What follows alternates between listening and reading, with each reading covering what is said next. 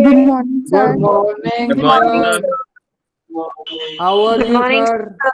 Good morning, sir. Good morning. Good morning, sir. सब चंगा कैसे हो, सर? बस वैसे ही है, चंगा है सब। तुम लोग बहुत पढ़ाई टाइम बाद मिले हैं, सर। करते हैं, ये चलो अच्छा है सर। कल तो मिले थे। तो कल 24 घंटे हो गए अभी। अच्छा ये बताओ तुम लोग का क्वेश्चन का क्या किया जाए? कुछ क्वेश्चंस देने हैं इस चैप्टर के बाद मॉलिक्यूल्स के। दे दो, सर। कैसे? वर्कशीट भेज दो, सर।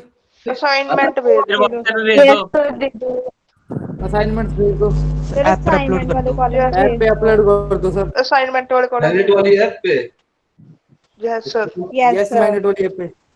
उसके तो मैम ने मना Yes, किया sir. है ना। सर चाहे भेज दो। नहीं नहीं, सर, वो तो सिर्फ चैटिंग के लिए मना किया है, चैट सर। पे मना किया है सर, असाइनमेंट्स पे तो नहीं मना किया। देखते हैं, लेकिन एक दो बच्चे ज्यादा कर देते। ठीक है देखते हैं। ठीक है। और कल कुछ बता था क्या? को फैक्टर्स नहीं समझ में आया था, फिर से बता दें। बोलो सर में आप बता नहीं रहे थे एंड पे NADH2। सर वो कोएंजाइम है, सर। क्या? Coenzyme, sir. हाँ NADH2। हाँ वो सर गलत लिखवा दिया शायद आपने, सर। क्या क्या? आपने लिखवा दिया, sir, important for NADH2 is vitamin नायासिन। Sir हाँ। NADH2 विटामिन नायासिन के लिए है, सर। विटामिन नायासिन तो नहीं NADH2 के लिए। क्या बोल रहे हो? क्या लाइन क्या लिखा हो बताना जरा तो। Sir NADH2 is important. रुक जाओ, sir. Important for NADH2 is vitamin नायासिन। अच्छा तुम क्या पढ़े तो बुक में जला पढ़ना तो। हम कहना चाह रहे हैं, sir, vitamin नायासिन important for vitamin नायासिन is NADH2। कहाँ से पढ़े ये? खुद सोचा है, सर। ज्यादा दिमाग लगा लिया। नहीं, विटामिन जो होते हैं इस ये जो को एंजाइम होते हैं, इस को एंजाइम के लिए विटामिन बहुत इंपॉर्टेंट होता है, मैं ये बताना चाह रहा हूँ। ठीक है। विटामिन जो होते मतलब, हैं, सर, कहने का। ठीक, विटामिन जो होंगे, विटामिन नायासिन, ये क्या होते हैं? ये इंपॉर्टेंट होते हैं कुछ को एंजाइम के लिए। जैसे को एंजाइम होता है NADH2 या NADP, उसके लिए ये विटामिन इंपॉर्टेंट होता है। ये मैंने लिखा है, यही सही है। ठीक है। वैसे चलो मैं देख लूंगा इसको एक बार। ठीक है, तब फिर कंफर्म करेंगे। अच्छा, ऐसे ये सर, सब हमें लगा ये वो सब विटामिन नायासिन सबस्ट्रेट है, ये उसके लिए एंजाइम है, कोएंजाइम। ऐसे, नहीं सर। सबस्ट्रेट नहीं है, विटामिन विटामिन सबस्ट्रेट नायासिन। है। अच्छा तुम गलत समझ रही, अब समझ में आया। ये ये, सर, वो लैंग्वेज में फर्क पड़ गया था। हाँ, वो क्या है ना, नाइसिन कोई सबस्ट्रेट नहीं है। जिस सबस्ट्रेट के लिए कोई मान लो एंजाइम है, ठीक है, जो भी मान लो न्यूक्लिक एसिड जो बन रहा है, न्यूक्लियोटाइड से न्यूक्लिक एसिड बन रहा है, या बहुत सारे प्रोसेस होते हैं सेलुलर रिस्पिरेशन में, जहां पे क्या काम करता है, कोई एंजाइम काम कर रहा है। ठीक है, मान लो कोई उस एंजाइम के साथ, ये मान लो प्रॉपर एंजाइम है, कोई है, इसके साथ ये NADH2 लगा हुआ है। ठीक है, ये मान लो ये क्या है, NADH2, ये कोएंजाइम है। ये क्या है? ये कोएंजाइम है। ठीक है, ये एक कोएंजाइम है। ठीक है, तुम जो समझ रहे थे वो तुम समझ रहे थे कि कोई विटामिन जैसे ये सबस्ट्रेट है, उस सबस्ट्रेट के लिए ये इंपॉर्टेंट है। ये अब समझ में आया तुम क्या समझ रहे थे। नहीं, वो नहीं बोल रहे हैं। यस, मेरा सर। कहने का मतलब है कोई भी कोएंजाइम है, जैसे NADH2 हो, NADP हो, उस कोएंजाइम के लिए एक इंपॉर्टेंट कंपोनेंट होता है, क्या चीज? विटामिन नायासिन। अब बात समझ में आई? विटामिन। हाँ, वो इसके कंपोनेंट्स होते हैं। Yes, sir. हाँ, अब समझ में आ गया। NADH2 के लिए विटामिन नाइसिन यस, है। सर। हाँ, नायसिन जो होते हैं उसका एक कंपोनेंट है, यस। वो इम्पोर्टेंट, वो क्या होते हैं, मतलब एक कंपोनेंट होता है NADH2 के लिए, सिर्फ इस पार्ट के लिए। और सबस्ट्रेट तो कोई दूसरा होगा। सबस्ट्रेट तो ये मान लो ये पूरे एंजाइम जिसके लिए काम करेगा सबस्ट्रेट होगा, सबस्ट्रेट विटामिन नहीं होगा। ठीक है, विटामिन का डाइजेशन थोड़े ना होता है जो विटामिन सबस्ट्रेट होगा। बात समझ में आई? विटामिन तो एज इट इज, अभी आज हम पढ़ेंगे जब डाइजेशन एंड एब्जॉर्प्शन, तो उसमें हम देखेंगे कि विटामिन मिनरल्स ये सब क्या होते हैं, ये सब डाइजेस्टेबल नहीं है। ये जो खाते हैं वो डायरेक्ट क्या होता है, मिलता है, मतलब बॉडी को जो चाहिए, जहाँ पे सेल को जो जिस फॉर्म में चाहिए उसी फॉर्म में हम लोग लेते हैं, ठीक है। सर ये NADH2 कौन सी रिएक्शन में पार्टिसिपेट करता है साथ में? तो जो मैंने बताया था ना कि जैसे सेलुलर रिस्पिरेशन पर हो गया, सेलुलर रिस्पिरेशन बहुत सारे इलेक्ट्रॉन ट्रांसपोर्ट चेन है, इलेक्ट्रॉन ट्रांसपोर्ट चेन में यस सर। प्लांट फिजियोलॉजी पर हो गए, वहाँ पे यूज है NADP का, NADH2 का, ठीक है, वहाँ क्लियर हो जाए। यस सर, ओके ठीक है। Okay sir. और क्या मैं बता रहा था, अच्छा किसी को समझ में, मतलब सबको समझ में आ गया है सारा चीज? यस सर, चैप्टर हो गया पूरा? ध्रुव बताओ, ध्रुव को समझ में नहीं आ रही थी? बस सर आ गया समझ में। आ गया ना? नया चैप्टर स्टार्ट करें? यस सर, नया चैप्टर स्टार्ट करते हैं। थोड़ी सी रिवीजन करा दीजिए सर आज। क्वेश्चन जरा पूछ लो सभी चैप्टर में से। यस पूछ लो सर। सर, रिवीजन सारे क्वेश्चन पूछ लो चैप्टर से एक दिन सर। सर एक बार मेटल आयन बता दो। Metal ion. मेटल आयंस, अच्छा चलो फिर से मैं एक बार पूरा फिर से बोल ही देता हूँ। कोफैक्टर समझ में आ गया? कोफैक्टर क्या है? जो कि क्या होंगे, सिर्फ एंजाइम के साथ होंगे। इसका कोई एंजाइमेटिक जो एक्टिविटी होती है, कैटालिटिक एक्टिविटी, उसके लिए ये इंपॉर्टेंट नहीं होता है। कोफैक्टर मतलब एंजाइमेटिक एक्टिविटी के लिए इंपॉर्टेंट नहीं होगा, लेकिन उससे एसोसिएटेड होंगे। उसमें मैंने बताया था कि या तो ऑर्गेनिक हो सकते हैं, या हो सकता है कि दूसरा हो सकता है इनऑर्गेनिक, मतलब ये जो आयंस होंगे मेटल आयंस, ठीक है। अब ऑर्गेनिक में हम बताए दो तरह के हो सकते हैं। एक होगा जो कि बिल्कुल क्या होंगे, अटैच होंगे, जो कि एपो एंजाइम के साथ बिल्कुल अटैच होंगे, उसको हम क्या कहते हैं, प्रोस्थेटिक ग्रुप, ठीक है। हमेशा रहेगा साथ, चाहे वो जिस समय एंजाइमेटिक एक्शन हो रहा हो या ना हो रहा हो, हमेशा क्या होगा, जैसे मैंने बताया इसके साथ ये ब्लैक वाला पोर्शन क्या होगा, हमेशा अटैच है, ठीक है, हमेशा रहना जरूरी है, ठीक है। इसको ये हो जाएगा, प्रोस्थेटिक ग्रुप हो जाएंगे।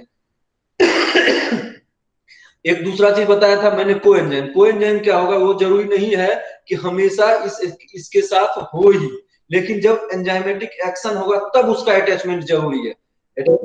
अटैचमेंट होता है, लूजली अटैचमेंट होगी the time of action sir, ठीक है। वो किसका, ये क्या हो जाएगा, वो उसका अटैचमेंट जरूरी है। और ये हाँ, जब लेकिन रहेगा, लूजली अटैच रहेंगे या टाइटली भी हो सकते हैं, लेकिन जरूरी नहीं है कि मतलब हमेशा रहे। और जिस समय एंजाइमेटिक एक्शन होगा वो क्या होंगे, कोएंजाइम उसके साथ, तब उस समय जरूरी है कि उस अटैच हो। जैसे मैंने बताया, एक एग्जांपल बताया कि इंक, जिस समय इसका एक्शन होना है उस समय क्या होना है, वो इंक होना जरूरी है। ये हो जाएगा क्या चीज, ये हो गया कोएंजाइम। तीसरा चीज मैंने बताया था मेटल आयंस, ठीक है। मेटल आयंस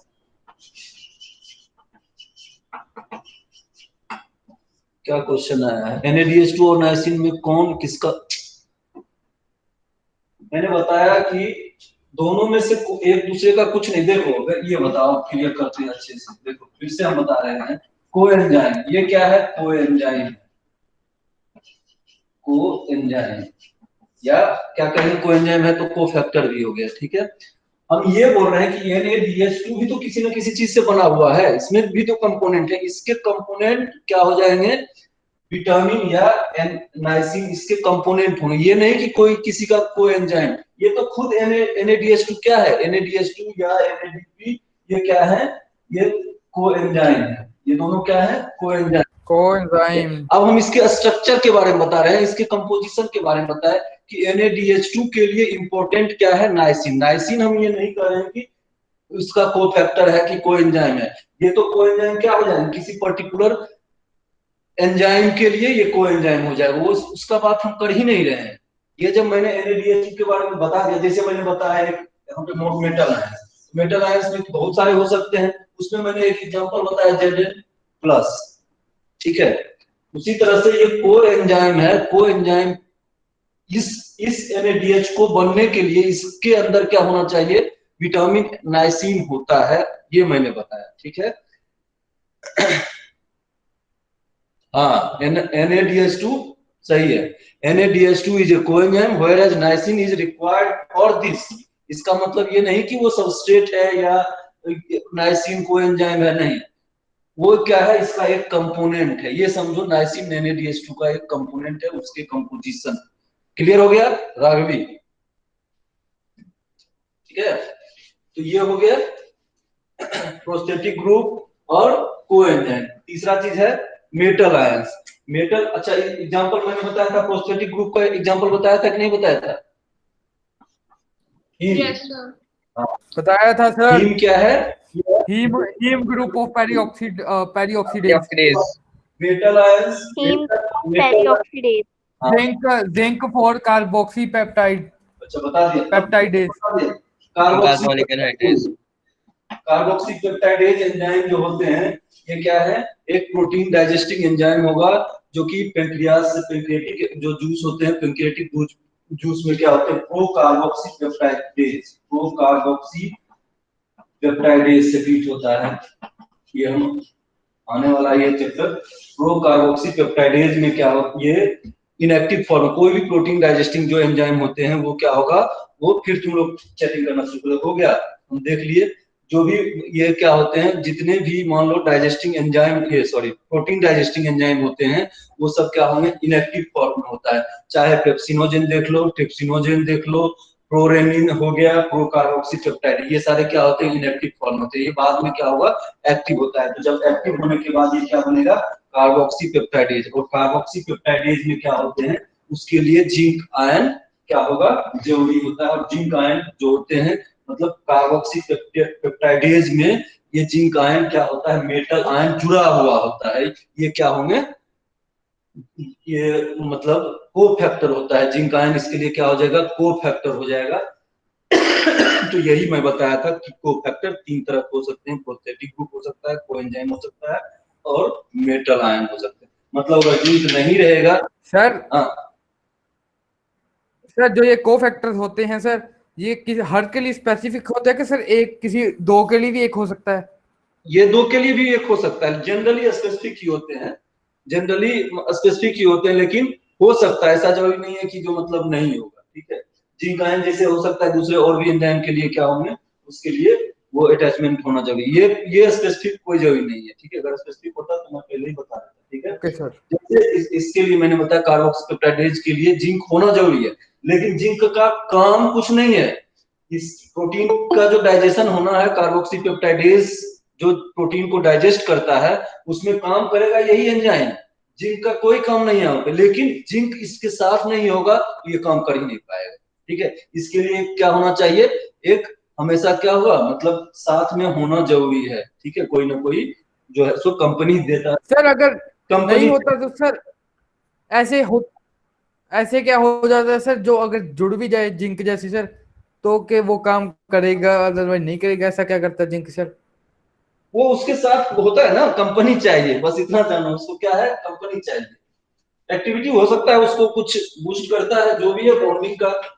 ठीक है, एनर्जी उसको जो भी हो सर वो जिंक की प्रेजेंस में ही एक्टिव होगा। हाँ सर वो जिंक की प्रेजेंस में ही एक्टिव होगा। हाँ, जिंक के ही प्रेजेंस में एक्टिव होगा, लेकिन कैटालाइसिस में कोई उसका यूज नहीं है। जिंक के नो रोल इन कैटालाइसिस। वो काम करे, कंपनी चाहिए, बस यही समझो, उसका कंपनी चाहिए। वो नहीं रहेगा तो काम नहीं करेगा। ठीक है, अब आ जाओ। Okay sir. एक क्वेश्चन बनाना। सर एक डाउट है sir. Yes sir. Sir amyloplast वगैरह तो नहीं करने सर? क्या क्या? अमाइलोप्लास्ट सर, जो स्टार्च कंटेनिंग होते हैं। सर माइलोप्लास्ट वगैरह कह रहा है, माइलोप्लास्ट है, लीरोप्लास्ट वगैरह। ना ना ना ना, ये सब नहीं। Okay sir. ठीक है, अब हाँ, इसमें एक क्वेश्चन बताना। होलो एंजाइम, वो तो प्लांट्स में आ गए। इसी में बोलो। Holoenzyme equal to which of, question है व्हिच ऑफ द फॉलोइंग, देखें बहुत सारे क्वेश्चन है, कैसे तुम लोग को अपलोड करेंगे उतना question. Which of the following is correct? थोड़े थोड़े करके भेज देना सर। ठीक है, तब तक सर आज क्लास में ही करवा दो। 50 संडे तक भेज दो सर, जितने रोज रोज 50 40 भेज दो, कर देंगे अपने आप। Yes sir. ओके ठीक है। अब नया चैप्टर स्टार्ट करा दो सर। Yes sir. रुक जाओ भाई, रिवीजन तो करने दे दो। बना लो पहले, ये जो देखे बहुत दिन हो गए सर प्लीज नया चैप्टर करवा दो। सर, बहुत दिन हो गए इस चैप्टर को सर। सर ये सिर्फ सर तीन बायोमोलिक्यूल बोर हो गए और रुको तो जाओ। सर मैं असाइनमेंट चैप्टर में करवा भेज दूं देना सर। सर पहले असाइनमेंट क्वेश्चन में करा दो भेज सर देना वो ये question sir revision doubt class में करवा देना आज। रिवीजन में नहीं करवा रहा हूँ, अभी हम देख रहे हैं तुम लोग सीखे कि नहीं सीखे। सिर्फ तुम ही लोग डाउट करोगे। सर करवा दो, क्वेश्चंस करवा दो। क्वेश्चन करो। सर सर क्वेश्चन करवा दो। बस एक question which of the following is correct. देखिए सिर्फ बकवास करते हो या तो सीखते हो। Holoenzyme equal to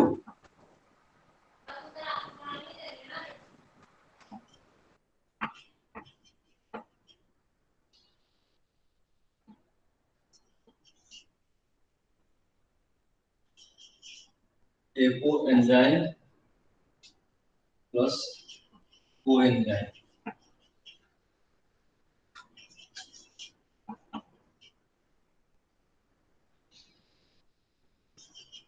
So factor equal to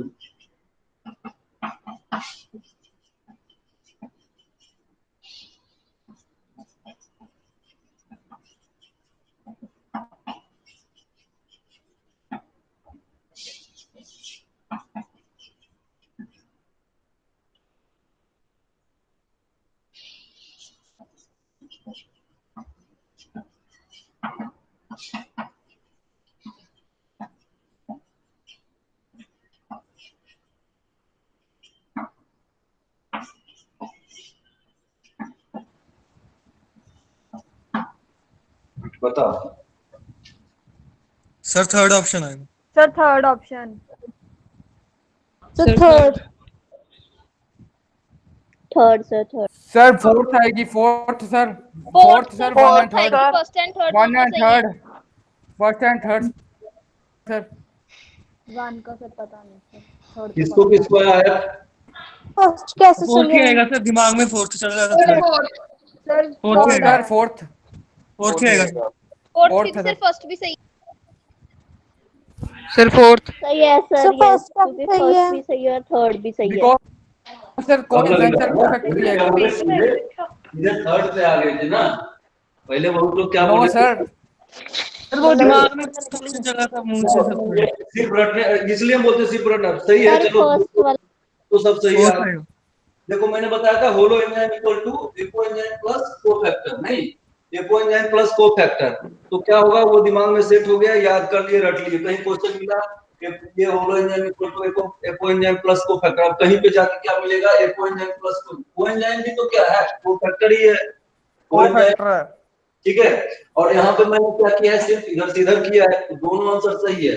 इसलिए ये ध्यान रखना है कि यहाँ पे सिर्फ कोफैक्टर ही नहीं, कोफैक्टर की जगह क्या हो सकता है, वो एंजाइम हो सकते हैं, प्रोस्थेटिक ग्रुप भी लिखा हो सकता है, मेटल आयन, सब के सब तो कोफैक्टर ही है।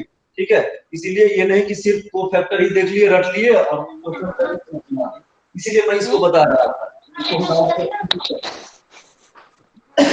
डाउट क्लास के लिए कुछ मत रखा करो, डाउट क्लास हम लोग सिर्फ बकवास करने के लिए आते हैं। यस सर, आप यहीं पर करवा दिया करो, ऐसे क्वेश्चन प्रैक्टिस तो होगी कम से कम। चलो अब स्टार्ट करें। एक दो क्वेश्चंस और करवा दो सर। और करवा दो सर, एक दो आप करवा दो सर सर। स्टार्ट करो सर। सर चैप्टर स्टार्ट करवा दो। मैं सुनो, Difficult मैं से क्वेश्चन question दे रहा था। Sir question question physiology yes sir. Unit के नाम से स्टार्ट करो। Yes sir. फिजियोलॉजी, फिजियोलॉजी कहते क्या है, ये वर्ड किस चीज को बताता है? फिजियोलॉजी क्या है कि हमारे बॉडी में कोई भी मैकेनिज्म हो रहा है, ठीक है, जो भी फंक्शनल मैकेनिज्म हो रहे हैं, उस मैकेनिज्म के स्टडी को हम क्या कहते हैं, फिजियोलॉजी। कहने का मतलब जैसे मैंने अभी बताया, दो चैप्टर मैंने इससे पहले बताया, ठीक है। एक एनिमल टिश्यू, जिसको हम क्या कह रहे थे, जिसके स्टडी को हम कह रहे थे हिस्टोलॉजी, नहीं। दूसरा चीज हम क्या बताया, बायोमोलिक्यूल। तो हिस्टोलॉजी में हम क्या देखे कि किस तरह से सेल्स वो अरेंज्ड है, टिश्यू बना रहा है, उसका स्ट्रक्चर इंटरनल क्या है, इसकी स्टडी को हम क्या कर रहे हैं, मैंने बताया वो क्या है, हिस्टोलॉजी हम कर रहे हैं, ठीक है। दूसरा चीज बायोकेमिस्ट्री में क्या हम कह रहे हैं कि इसमें बॉडी के अंदर जो केमिकल है, सिर्फ हम उसके स्टडी को, वो कैसा केमिकल है, किस, बस उसके स्टडी को हम क्या कर रहे हैं, बायोकेमिस्ट्री। अब हम क्या कर, अब क्या है कि हमारे बॉडी में किस तरह का फंक्शन हो रहा है। हम अगर कुछ कर रहे हैं,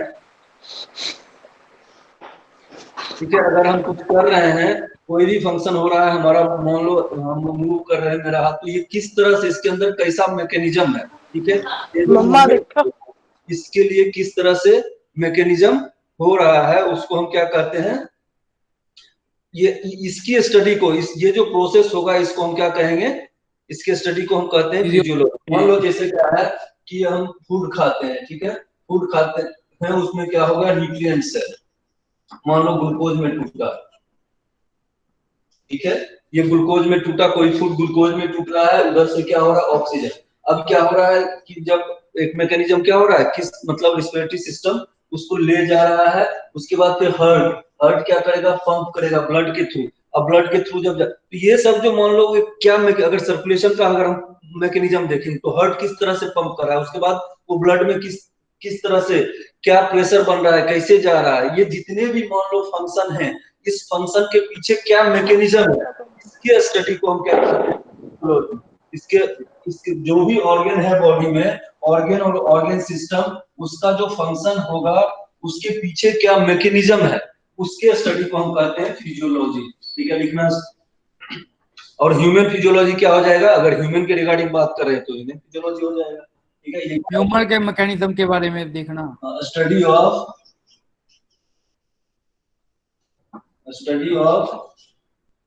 functional mechanism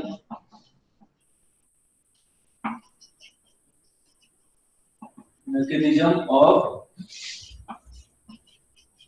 organ and organ system in body is called physiology.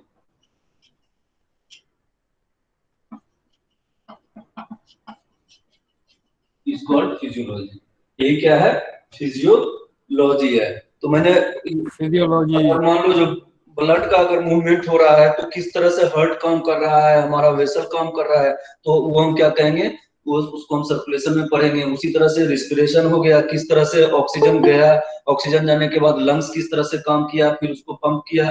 ठीक है, तो वो किस तरह से वो काम कर रहा है, उसके पीछे क्या क्या मैकेनिज्म है, तो वो हो गया रिस्पिरेशन का मैकेनिज्म। उसी तरह से अगर हम बात करें नर्वस सिस्टम में कि हम कुछ चीज सोच रहे हैं, कोई चीज सोचे, ठीक है, उसके पीछे किस तरह से वो मान लो सिग्नल बन रहा है, सिग्नल बनने के बाद वो क्या इफेक्ट कर रहा है बॉडी पे, या जो भी उसका मतलब रिस्पॉन्स ले रहा है, इसके पीछे क्या मैकेनिज्म है, इसको हम क्या कहेंगे, neural and control and coordination. उसके पीछे अगर मान लो कोऑर्डिनेशन के लिए हार्मोन के थ्रू अगर कोई फंक्शन हो रहा है बॉडी में, हम कहेंगे हार्मोनल मैकेनिज्म हो गया। ठीक है, हार्मोनल सिस्टम हो गया। उसी तरह से क्या होते हैं, जो भी हम लोग फूड मटेरियल खाते हैं या पीते हैं, जो भी है केमिकल, वो क्या होंगे, वो क्या होते हैं कि वेस्ट मटेरियल में फॉर्म हो रहा है। वेस्ट मटेरियल में जब फॉर्म होगा तो उसका क्या होगा, बॉडी से रिमूव भी होना चाहिए। जैसे हम कहते हैं यूरिन बन रहा है, पसीना बन रहा है, ठीक है, कार्बन डाइऑक्साइड बाहर जा रहा है, तो ये सारे क्या होंगे, एक्सक्रीशन, एक्सक्रीटरी मटेरियल। इसको बॉडी किस तरह से बाहर कर रही है, कैसे मैकेनिज्म है इसके पीछे, कौन कौन से ऑर्गन या ऑर्गन सिस्टम इसके पीछे लगा हुआ है, तो इसका जो मैकेनिज्म होगा उसको हम क्या, ये क्या हो गया, एक्सक्रीटरी सिस्टम का फिजियोलॉजी। उसी तरह से अगर हम सर्कुलेटरी सिस्टम हो गया, उसके बाद अगर हम बात करें कि बोन किस तरह से काम कर रहा है, स्केलेटल सिस्टम कैसे मूवमेंट के साथ वो हेल्प कर रहा है, हमारा बॉडी को कैसे सपोर्ट कर रहा है, हम कहेंगे स्केलेटल सिस्टम हो गया। ठीक है, और फाइनली हम किस पे आ रहे हैं, जो स्टार्ट करेंगे जिस चैप्टर से, डाइजेशन। हम खाना खा रहे हैं और खाना खाने के बाद वो किस तरह से बॉडी को, किस तरह से हर एक सेल में पहुंच रहा है, उसके बाद फिर कैसे इजेशन हो रहा है, ये पूरा जो मैकेनिज्म है खाने के साथ साथ, उसको हम क्या कहेंगे, डाइट, मतलब उसको हम कहेंगे न्यूट्रिशन। तो चैप्टर का नाम तो होना चाहिए था न्यूट्रिशन। ये सारा टोटल मिला के होगा फिजियोलॉजी। हाँ, तो ये सब जितना भी हम बताए, ये सब का क्या होगा, अलग अलग बॉडी में मैकेनिज्म हो रहा है, कि हम क्या कर रहे हैं, इसको हम फिजियोलॉजी कर रहे हैं। तो ह्यूमन फिजियोलॉजी, फिजियोलॉजी में अब हम स्टार्ट कर चुकी, ह्यूमन का है, तो ह्यूमन के जो भी ऑर्गन और ऑर्गन सिस्टम काम कर रहे हैं, उसका जो मैकेनिज्म होगा तो उसके अकॉर्डिंग हम देखेंगे। सबसे पहला हम देखते हैं डाइजेशन एंड एब्जॉर्प्शन। चैप्टर का नाम होना चाहिए था न्यूट्रिशन, क्योंकि ऐसा तो नहीं है सिर्फ हम क्या होता है खाना जो है मतलब सिर्फ डाइजेशन हो रहा है, एब्जॉर्प्शन होता है, ऐसा तो होता नहीं है, बहुत कुछ होते हैं। ठीक है, लेकिन चलो जो दिया है, जो एनसीईआरटी को समझ में आया दिया समझ में तो बहुत कुछ आया, लेकिन देने का वजह ये है डाइजेशन एंड एब्जॉर्प्शन, क्योंकि यही मेन दो प्रोसेस होते हैं, बाकी तो छोटा छोटा स्टेप्स होते हैं, छोटे छोटे स्टेप्स होते हैं, इसलिए हो सकता है डाइजेशन एंड एब्जॉर्प्शन करके चैप्टर दे दिया। ठीक है, अब हम देखते हैं न्यूट्रिशन कहते किसको है, न्यूट्रिशन का मतलब क्या है, स्टेप वाइज बढ़ते हैं। न्यूट्रिशन क्या है बता सकते हो कोई? Sir, So the the intake of food organic and matter supply of they food can the same provide product, us like energy they to do work is known as nutrition. The nutrition is supply So of the essential nutrition nutrients to which the body. we intake which provides us सीधा to give us energy, like body sir जिससे हमें energy मिलती है, mic is of known करो, as nutrition. Sir food से energy अब मिलती mic है। ऑफ कर दीजिए। ठीक है, सुनो energy. मैं बताऊं? मैं बता रहा हूँ, सीधा सीधा सीधा भोजन की प्राप्ति, बस भोजन कैसे हम ले रहे हैं यही है न्यूट्रिशन, और कुछ नहीं। सर ये डेफिनेशन थोड़ी है। हाँ तो और क्या है, प्रोक्योरमेंट ऑफ न्यूट्रिएंट्स। बिल्कुल, अगर जरूरी नहीं है कि बिल्कुल उसको लंबा चौड़ा, थ्री इडियट्स देखे थे ना, थ्री इडियट्स देखे थे ना, उसमें क्या था, वो बहुत सारा क्या क्या बोल दिया था, सीधा जो सबसे अच्छा समझ में आया वही डेफिनेशन है, प्रोक्योरमेंट ऑफ न्यूट्रिएंट्स। हम न्यूट्रिएंट्स को किस तरह से ले रहे हैं, इसी को हम कहते हैं न्यूट्रिशन। ठीक है, अब न्यूट्रिएंट्स है क्या, अब देखो उसके आगे समझने का कोशिश करो, रटने का नहीं। न्यूट्रिएंट्स है क्या, न्यूट्रिएंट्स हमारे बॉडी में वो केमिकल है जो क्या प्रोवाइड करता है, जो कि तुम लोग इसमें लंबा चौड़ा डेफिनेशन दे दिए होगे, हमें पता है। न्यूट्रिएंट्स हम उसको कहते हैं जो क्या करता है, हमारे बॉडी को एनर्जी प्रोवाइड कर रहा है। Essential components. सेल क्या करता है, उसको यूज करके क्या कर रहा है, प्रोटोप्लाज्म का सिंथेसाइज कर रहा है, ठीक है, और रिपेयर में हेल्प कर रहा है। तो ये एक्चुअल में वो क्या है, न्यूट्रिएंट्स है। सही है, वो सारा चीज तुम लोग जो डेफिनेशन पता है कोई गलती नहीं है, सब कुछ यही है। ठीक है, वो सब कुछ ऐड कर दिए, लेकिन हम उसको अलग अलग कर दिए। सीधा इतना तक ही को हम कहेंगे, किसी तरह से न्यूट्रिएंट का मिल जाना, बस हो गए, वो यही है न्यूट्रिशन। अब न्यूट्रिएंट्स करता क्या है, ये उसको हम बताएं। न्यूट्रिएंट्स क्या है, nutrients are the chemicals used by cells. नहीं, जो भी हमारे बॉडी में सेल हैं, वो सेल क्या करेगा, इस न्यूट्रिएंट को यूज करता है, किस चीज के लिए use, for synthesis of protoplasm. सिर्फ एनर्जी ही नहीं, एनर्जी वर्क या रिपेयर ही नहीं, सिंथेसिस ऑफ प्रोटोप्लाज्म, जो सेल में पड़े हुए प्रोटोप्लाज्म, जो सेल के अंदर जो क्या होता है, मटेरियल होते हैं, उस Material. उसको भी सिंथेसाइज करता है। कहने का मतलब देखो, एक ये समझो कि हमारा बॉडी किस तरह से ग्रो कर रहा है, ग्रोथ कैसे कर रहा है, वो माइटोसिस हो रहा है, एक सेल से दूसरे सेल बन रहे हैं। जब एक सेल से दो सेल बन रहे हैं, इस सेल के अंदर प्रोटोप्लाज्म सिंथेसाइज हो रहा होगा कि नहीं हो रहा होगा, बताओ? Yes, protoplasm sir. सिंथेसाइज हो रहा है। तो ये जो होता है by cells of synthesis of protoplasm, यानी इसी को हम क्या कहेंगे, वर्क के लिए हो गया। ठीक है, for energy, for providing energy and repair, energy, growth and repair. हम ग्रोथ नहीं भी लिखते तो भी चलता, इसलिए कि ये जो सिंथेसिस ऑफ प्रोटोप्लाज्म कर दिए, ये क्या हो गया, यही तो ग्रोथ है।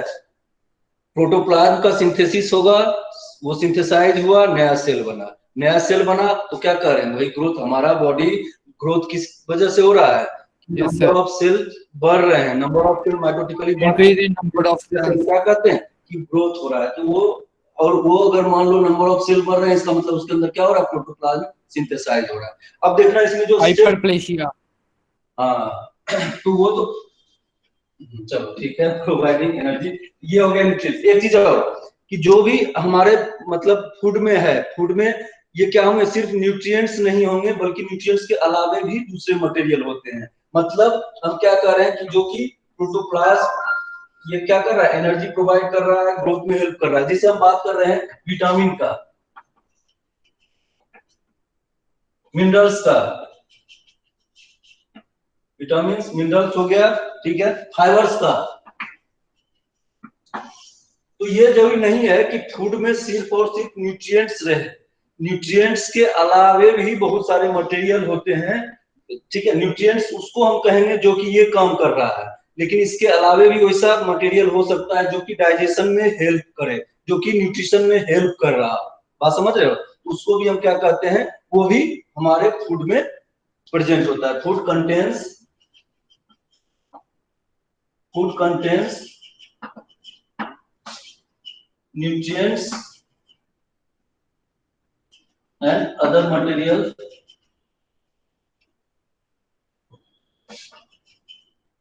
as well which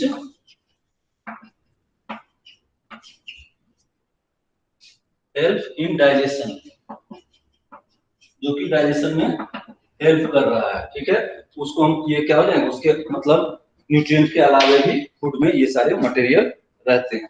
अब आते हैं हम डाइजेशन। अब इसके पहले स्टेप्स देख लेते हैं, कौन कौन से स्टेप होते हैं। जो भी अगर न्यूट्रिशन है, न्यूट्रिशन के कौन जो होलोजोइक न्यूट्रिशन है, होलोजोइक न्यूट्रिशन हम कहते हैं जब कोई फूड को हम अंदर बॉडी अंदर लेकर डाइजेस्ट करते हैं, अंदर ले आकर डाइजेस्ट क्या करते हैं। होगा, इन करने के बाद उसका क्या होगा, डाइजेशन होगा।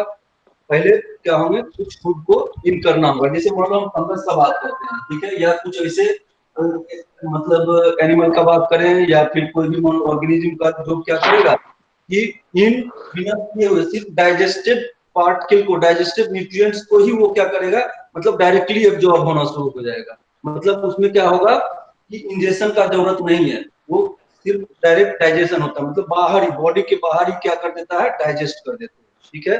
तो और उसके बाद फिर उसको एब्जॉर्ब करता है। तो जैसा जैसा कॉम्प्लेक्सिटी बढ़ा वैसे वैसे ये क्या हो गया, ये सारे सिस्टम हो गए। तो हम कहते हैं होलोजोइक न्यूट्रिशन। हालांकि वो कोई जरूरी नहीं है, हो सकता है दिमाग में आ रहा होगा सर अमीबा कौन सा कॉम्प्लेक्स ऑर्गेनिज्म है, लेकिन उसमें भी होलोजोइक, ठीक है। तो उस मतलब उसके क्या होंगे, स्ट्रक्चर के बेसिस में, उसके बॉडी का क्या सिस्टम है, उसके बेसिस पे न्यूट्रिशन अलग अलग हुआ। तो हम उतना ज्यादा तो अभी जा नहीं रहे हैं, यहाँ पे सिर्फ हम देख रहे हैं होलोजोइक न्यूट्रिशन में। क्योंकि हम लोगों का क्या है, होलोजोइक न्यूट्रिशन की मतलब हम फूड को इन जब किए उसके बाद से स्टार्ट हुआ, इन करने के बाद डाइजेशन उसके बाद हुआ, ठीक है। उसमें कौन कौन से हमारे हम लोग में जिस टाइप का न्यूट्रिशन होता है उसमें कौन कौन से स्टेप्स हैं, ठीक है। कौन कौन से स्टेप्स होंगे, इसमें भी बोर हो जाओगे, ये भी बहुत लंबा खींचने वाला चैप्टर है, ठीक है। लेकिन हाँ समझोगे नो इसमें नहीं बोल होंगे, जितना भी लंबा है। अच्छा नहीं अच्छे होते हैं ये ऐसे समझोगे तो बिल्कुल ये और ये समझ लेना, ये जितने भी फिजियोलॉजी होंगे बहुत ही इंपॉर्टेंट होंगे। 7 चैप्टर है human physiology, 7 chapter total 15 marks आते हैं इससे सब मिला के, 14-15 मार्क्स आने हैं। और इसमें जो क्वेश्चन आएगा ये क्वेश्चन आता है, ठीक है। ये नहीं कि रट लिए एकदम बिल्कुल सर ये एनसीईआरटी में नहीं है, ये है वो, कोई भी हम किस तरह से बता रहे हैं उसको अच्छे से समझना, ठीक है। तो मतलब जैसे फिजिक्स केमिस्ट्री का प्रॉब्लम बनाते हो उस टाइप का ये सारा चीज हो, ठीक है। ये नहीं कि 10th तक जो पढ़े हैं उस बेसिस में सर रटा हुआ, सर ये नहीं मिला वो नहीं मिला, जैसे पढ़ा रहे हैं उसके बाद क्वेश्चन बना, इसमें दिमाग लगेगा, ठीक है। स्टेप्स क्या हो जाएंगे, सबसे पहला हम स्टेप्स क्या करते हैं, ये तो पता होगा, इंजेक्शन क्या हो जाएगा, इंटेक ऑफ फूड, ठीक है। दूसरा हम क्या करते हैं,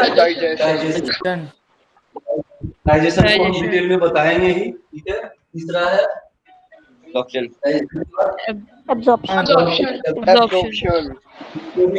बताएंगे। फोर्थ में एसिमिलेशन, फिर इजेशन,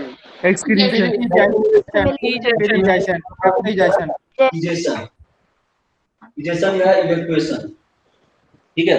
अब देखो एसिमिलेशन में क्या होता है कि ये सीधा सीधा यूटिलाइजेशन हो गया, utilization of nutrients, transportation of nutrients by cells, इसको हम कहते हैं, इसी को हम कहते हैं एसिमिलेशन, ठीक है। और इजेशन समझ ही रहे हो क्या होगा, इवैक्यूएशन हो गया। नहीं, ये जो मान लो क्या है, अनडाइजेस्टेड फूड जो भी है, अनडाइजेस्टेड फूड का क्या होगा, पीरियोडिक रिमूवल होते रहना है, उसी को हम क्या कहते हैं, इंजेक्शन कहते हैं। ठीक है, अब देखना ये सब अगर 5 स्टेप जो भी है, बहुत सारे चीज जानते भी हो, जितना जानते हो उस बेसिस पे एक मैं क्वेश्चन पूछ रहा हूँ, उसमें बताना कि इसमें से कौन सा स्टेप है, ठीक है, जो कि नॉन लिविंग को लिविंग में कन्वर्ट कर रहा है, नॉन लिविंग मटेरियल लिविंग में कन्वर्ट होगा।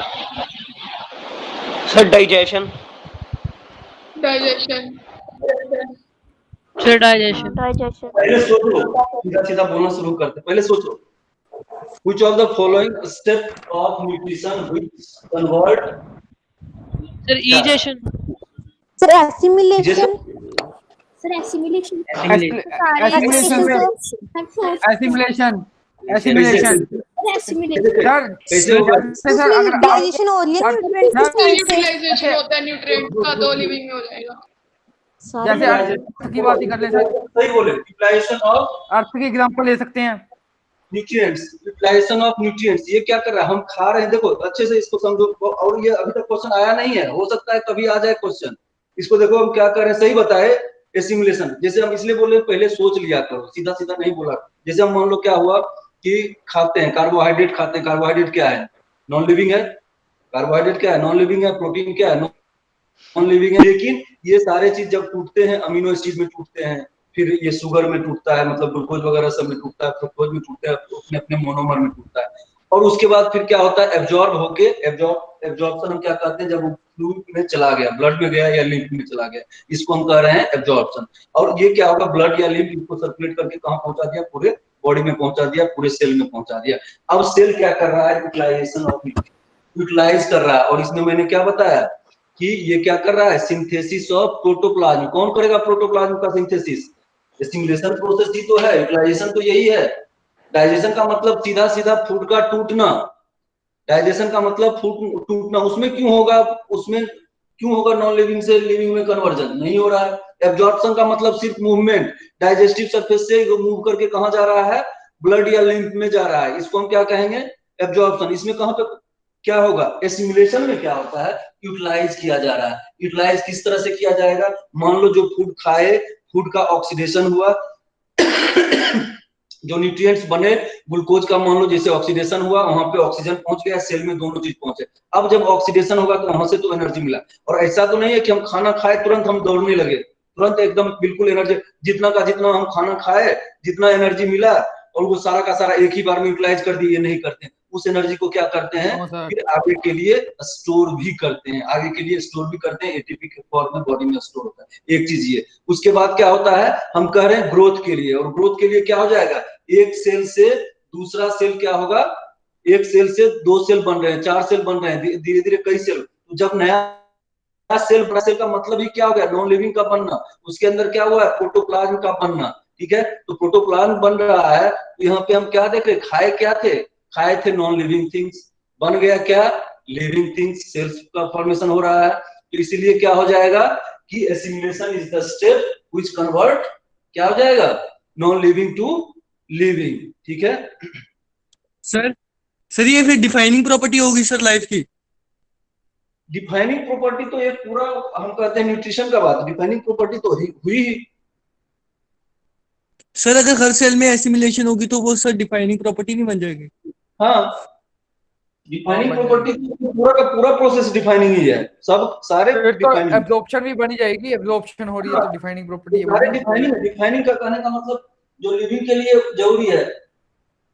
ठीक है, इसमें एक क्वेश्चन अभी देखो बना लो, ताजा ताजा हो गया, मतलब ये स्टार्ट किए नहीं ढंग से, एक क्वेश्चन बन गया। क्वेश्चन लिख लो इसको। मेन सर वो ऐसे कहना चाह रहे हैं कि नॉन लिविंग से बिल्कुल जैसे अलग कर दे, जैसे एब्जॉर्प्शन वगैरह तो हो ही जाती है नॉन लिविंग में भी। Which of the following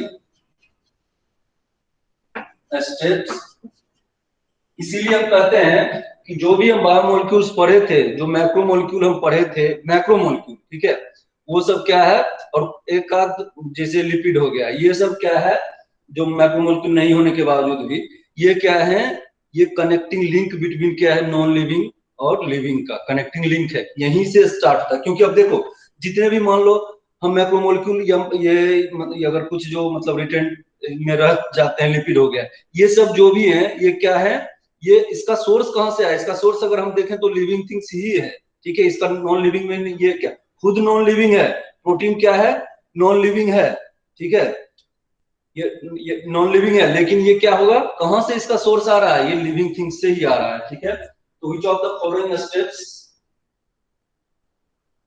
is, क्या होंगे, कन्वर्ट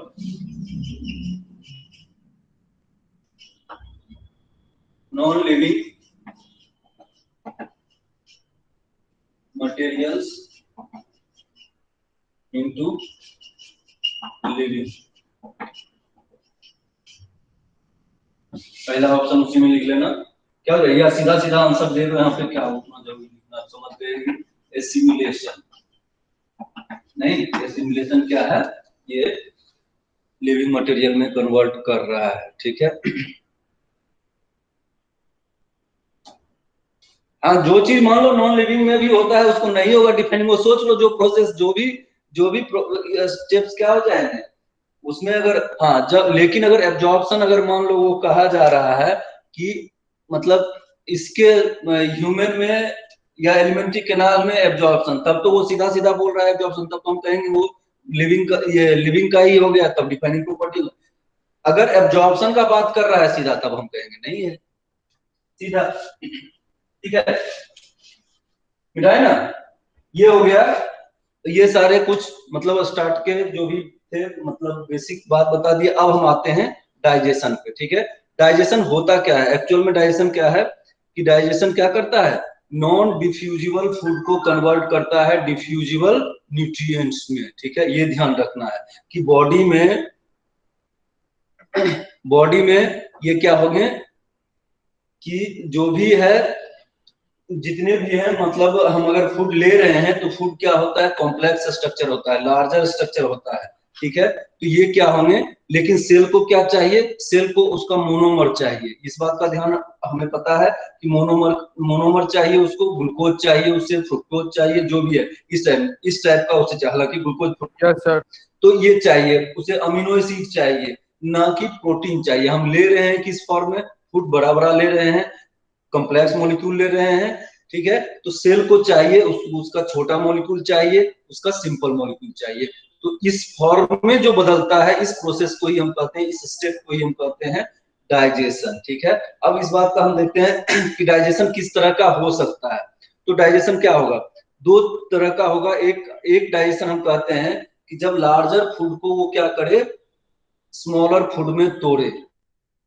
लार्जर फूड कहने का सेंस क्या है कि जैसे हम रोटी ले रहे हैं, ठीक है, तो रोटी को रोटी में ही तोड़ रहा है, बड़े मॉलिक्यूल, ठीक है, छोटे छोटे पार्ट में ही तोड़ रहे हैं। वो क्या हो रहा है कि जैसे मान लो हम बात कर रहे हैं कि स्टार्च है, ठीक है, स्टार्च है, स्टार्च को स्टार्च में ही तोड़ रहा है। स्टार्च क्या है, बड़े बड़े, ये स्टार्च बड़ा सा पार्ट है, ठीक है। इसको क्या किया है, फिर ग्लूकोज ही जुड़े हुए हैं बस सर, फॉर्म में है। जैसे मान लो मैंने एग्जांपल बताया कि चपाती है, चावल, उसको क्या किया है, अभी स्टार्च को इसके मोलिकुलर फॉर्म में नहीं तोड़ा है, इसका हम क्या कर रहे हैं, माल्टोज में नहीं तोड़ रहा है, ठीक है, हम क्या कर रहे हैं, छोटे स्टार्च के ग्लोब्यूल में ही तोड़ रहा है।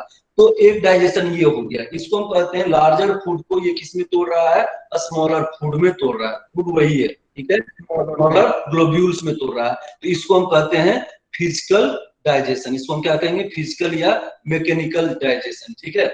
अगर मान लो कॉम्प्लेक्स मॉलिक्यूल को, अगर कॉम्प्लेक्स मॉलिक्यूल को तोड़ रहा है सिंपल मॉलिक्यूल में, उसको हम कहेंगे केमिकल डाइजेशन, उसको कहेंगे केमिकल डाइजेशन। जैसे हम बात कर रहे हैं स्टार्च हो गया, ये स्टार्च को अगर माल्टोज में तोड़ रहा है, ठीक है, माल्टोज को तोड़ रहा है, तो इसको हम कहेंगे केमिकल डाइजेशन। फैट है, ठीक है, फैट को फैट में ही रहने दे रहा है, लेकिन फैट का क्या है कि छोटे छोटे ग्लोब्यूल में तोड़ रहा है। ये लार्जर फैट ग्लोब्यूल से स्मॉलर फैट ग्लोब्यूल में तोड़ रहा है, लेकिन है फैट ग्लोब्यूल्स, फैट है, फिजिकल मैकेनिकल, इसको हम कहेंगे फिजिकल या मैकेनिकल, ठीक है। अगर फैट से, फैट का मतलब लिपिड हो गया, ठीक है, फैट से अगर glycerol and fatty acids, glycerol and fatty acid में टूट रहा है, ठीक है। तो ये क्या हो जाएगा, इसको हम कहेंगे केमिकल डाइजेशन। केमिकल डाइजेशन हो गया, कहने का मतलब यही हो गया कि रोटी अगर खा रही हूँ छोटे छोटे में टूट रहा है तो वो हो गया मैकेनिकल डाइजेशन। लेकिन उसका जो कंपोनेंट है वो स्टार्च अगर अपने पार्टिकल में टूट रहा है तो उसको हम कहेंगे केमिकल डाइजेशन। ठीक है, तो ये हो गया डाइजेशन। ये डाइजेशन होता कहाँ है? डाइजेशन होगा कहाँ पे? हमारे एलिमेंट्री कैनाल में। ठीक है, हमारे एलिमेंट्री कैनाल में होगा, या उसको हम कहते हैं गट में। और एलिमेंट्री कैनाल क्या होगा? माउथ से लेके एनस तक होता है।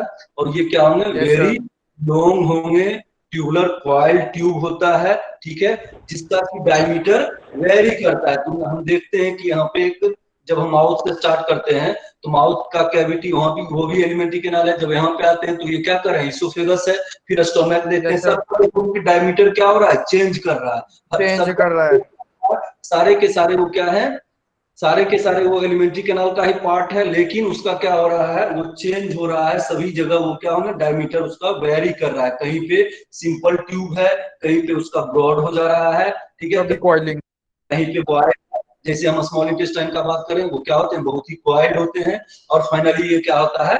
एनस में क्या होते हैं? ओपन होते हैं। ये होता है मतलब डाइजेशन का प्रोसेस यहाँ तक होता है। पहले लिखना डाइजेशन क्या है।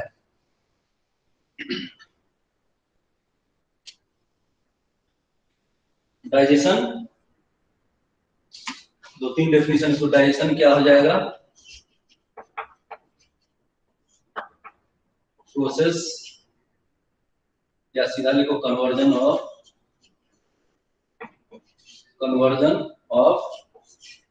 Non diffusible.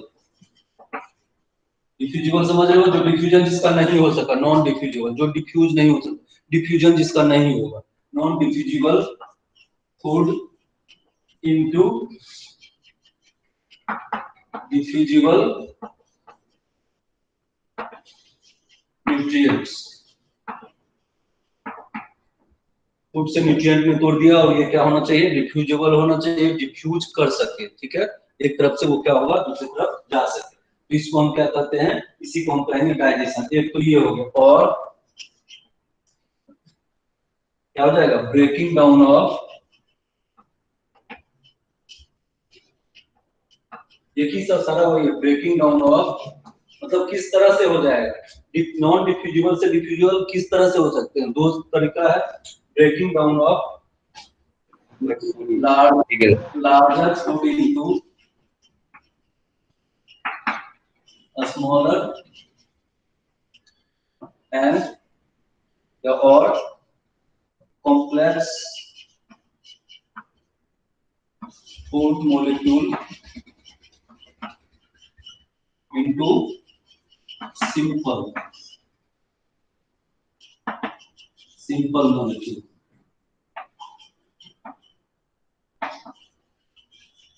इसको हम क्या कहते हैं? इसको हम कहते हैं डाइजेशन। अब डाइजेशन में दो चीज हो गया है, ये इसी में से आ गया। जैसे breaking down of larger food into smaller, larger food को स्मॉलर फूड में तोड़ रहा है। ठीक है, ये इसको हम क्या कहेंगे? Physical digestion. लिख लेना, फिजिकल डाइजेशन, फिजिकल या मैकेनिकल डाइजेशन। यहाँ तक 10th में पढ़ चुके हो। ये क्या हो जाएगा? ब्रेकिंग डाउन ऑफ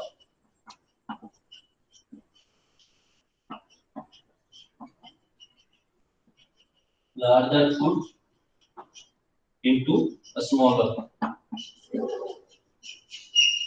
इसको हम कहते हैं फिजिकल और मैकेनिकल डाइजेशन। एग्जांपल बता सकते हैं कोई? मैकेनिकल और फिजिकल डाइजेशन कौन करता है? किसके थ्रू होता है? पढ़े हो? Mouth sir buccal cavity. Sir mouth sir buccal cavity में sir. Mechanical sir teeth fats बोलो होता है यार। सर, फैट्स की सर वो स्मॉलर बकल कैविटी में क्या है? बकल कैविटी में सलाइवा भी है। टीथ तब जब हम मेस्टिकेट करते हैं तो सलाइवा क्या कर रहा है? सलाइवा केमिकल डाइजेशन कर रहा है। तो सीधा बकल कैविटी, माउथ सब बोल दोगे, लेकिन टीथ नहीं कोई बोलोगे। टीथ सिर्फ चबा रहा है, सिर्फ उसको तोड़ रहा है, तो टीथ होगा। ठीक है, तो ये जो होगा डाइजेशन, वो क्या टीथ देखो साथ साथ हो रहा है। जब हम कहते हैं कि वहां पे स्टार्च का डाइजेशन होता है, तो स्टार्च का डाइजेशन में क्या हो रहा है? टीथ क्या कर रहा है? मैकेनिकली डाइजेस्ट कर रहा है। और साथ में जो सलाइवा है, सलाइवा क्या कर रहा है? वो केमिकली डाइजेस्ट कर रहा है। ठीक है। तो प्रॉपर जो टीथ जो डाइजेस्ट कर रहा है ये होगा, ठीक है। ये क्या हो जाएगा? सर बाइल जूस भी तो हो सकता है सर। हाँ, उसके बाद वो, हाँ ठीक, तो मैंने तो पूछा इसलिए। ये हो गया टीथ, हो गया डाइजेशन बाय टीथ।